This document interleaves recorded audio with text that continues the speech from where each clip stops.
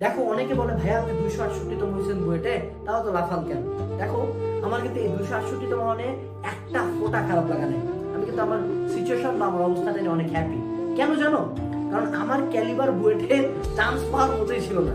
আমি এখনো from the first day আমি কিন্তু মুখস্থর উপর বিশ্বাসী। এবং সবাই বলে যে মুখস্থ বিদ্যাতে বুয়েটে চান্স হয় না, বুয়েটের জন্য বেসিক লাগে, এই লাগে, ওই লাগে। আমি কিন্তু জানতাম যে আমার এদের ওটা হবে না, আমি কিন্তু ওটা পারতাম না। বাট আমি কিন্তু আমার সর্বোচ্চ ক্যালিবারটা দিছি, জান দিয়ে দিছি, মরে গেছি, মরার মতো পড়ার পরে বুয়েটে 268তম হয়েছে।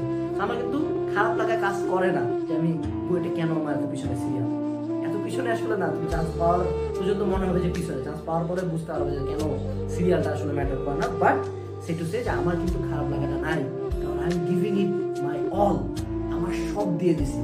সো ভাই আমি কেমনে বুঝবো আমি সব দিছি? কথা তো তোমরা কেউই সব দাও নাই। জাস্ট ম্যান তুমি যদি আমার ভিডিওটা দেখতেছো না, আই ক্যান গ্যারান্টি ইউ তুমি তোমার সব দাও নাই। সব দেওয়ার একটা উদাহরণ দিই আমি তোমাকে বলি। অনেকে আমাকে মসজিদে ভাইয়া 3-4 ঘন্টা ঘুমায় কিভাবে এত এনার্জেটিক থাকেন? That's very wrong man. কেউ এনার্জেটিক না, আমি এনার্জেটিক ছিলাম না। 3-4 ঘন্টা ঘুমানোর পর আমারও মাথা ব্যথা করতো, আমারও চোখের তলা কালি করতো। আমি এমনই অ্যাবনর্মাল প্রাইভেট পড়ছি, এমনই পড়াশোনা করছি যে আমি অজ্ঞান হয়ে গেছি। নামাজে দাঁড়াইছি, নামাজে দাঁড়ায় ধূপ করে পড়ে গেলাম। আমার বাপ মা উঠে গ্লুকোজ খিলাইলো, আমি তারপরে বসে উঠে যাই গ্লুকোজ খাবার করতে বসছি। That's giving eat your all. Admission টাইমে আমার সিভিয়ার ডায়রিয়া, 7-9 বার গেছি, আমি পুরো এমন হেলপালাই গেছে, তার মধ্যে আমি পড়ছি, উল্টা আমি বেডের মধ্যে শুয়ে পড়ছি। আমি কিন্তু কোনো কিছু বাদ দিইনি।